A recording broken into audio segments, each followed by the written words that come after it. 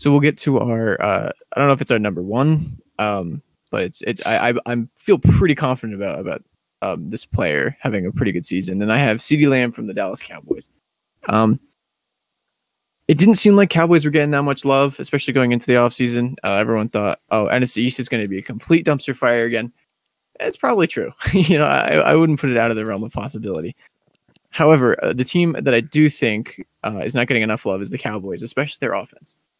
I mean, defense, you can talk about how trash their defense is all day. But their offense didn't have Dak Prescott for most of the year.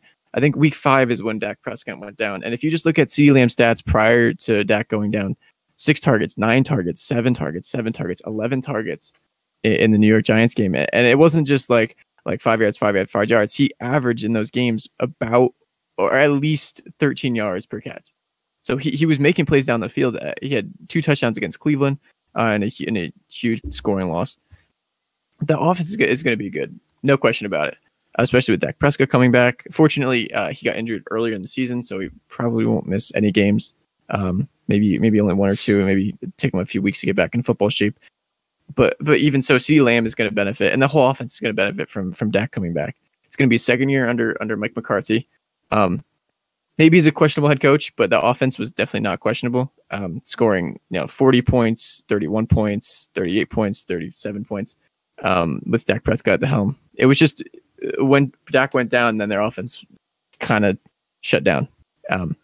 But even so, even if you look at CeeDee Lamb's stats, there's be some games where he got 7 targets, 7 targets, 9 targets, 7 targets, and that was with DiNucci, that was with Andy Dalton.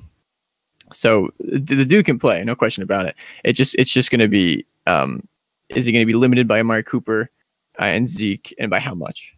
Because there are a lot of targets in that offense. You can include Gallup. They had, was it Jarwin before he went down? They had Schultz, and Schultz showed that he can even play a little bit. So the offense is stacked. Offensive line is going to get healthy. It's just going to be how crowded would the offense be. But I think CeeDee Lamb is going to be a bright star in this offense and in this league. And then especially if you take a look at where his draft position is, he's below players like Kenny Golladay. Let's see, Robert Woods, Cooper Kupp. I mean, those players are definitely going to be better because of Matt Stafford's arrival. DJ Moore, we'll see about what happens. Golladay, I'm not confident as a Giants fan. I just want to see production before I get my hopes up for any reason. But he's a 22nd receiver off the board. I think he's got upside. I think he's easily got top 10 upside. We've seen it before with offenses where 2 receivers go off, similar to like Steelers back a few years ago with Big Ben and Juju. Big Ben to Juju to AB. So I can see CeeDee Lamb having a crazy season this year. So I'm going to have to disagree. Just based on ADP here. For me, he's the wide receiver 18 on this list that I'm looking at. I'm just trying to put it in perspective of, like you said, he could be top 10, and I think Chark could be like top 15. But if I had to go head-to-head pick them, I feel like Chark has more upside to me.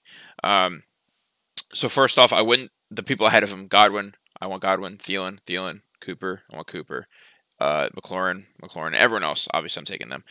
I wouldn't put him any higher than he is. The other reasons I am not thrilled about him is that I don't know his relationship with Dak yet because they haven't played at all. Dak loved Amari the first 5 games of last season. Amari was a top, I think, at least top 5, maybe top 3 receiver. Him, Diggs, and Adams were the top 3. And I think because I'm so in love with Cooper this year, that's also kind of why I'm not as big on Ceedee. Ceedee's the slot guy. Cooper's down the outside.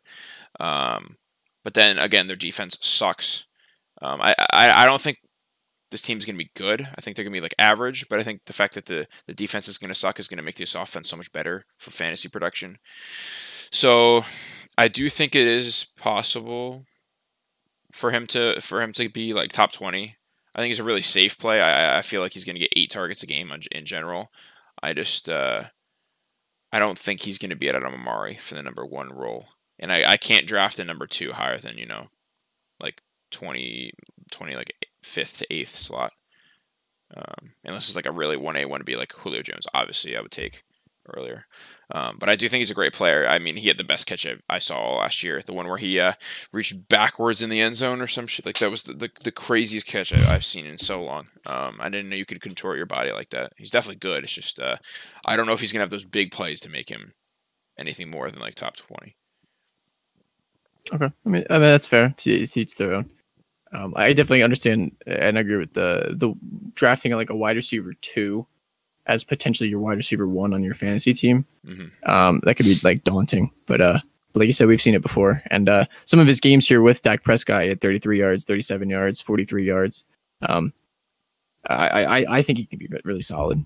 But I think he's going to be like, I feel like his like there's like what's a good example? Who's a good example? Like fucking like Kenny Galladay could be like that. That's a fucking ceiling floor combo. Ceedee's like here to me. You know, it's like a good spot. Kenny can just go any fucking where, but Ceedee's going to be consistent. I just don't know if he has the upside.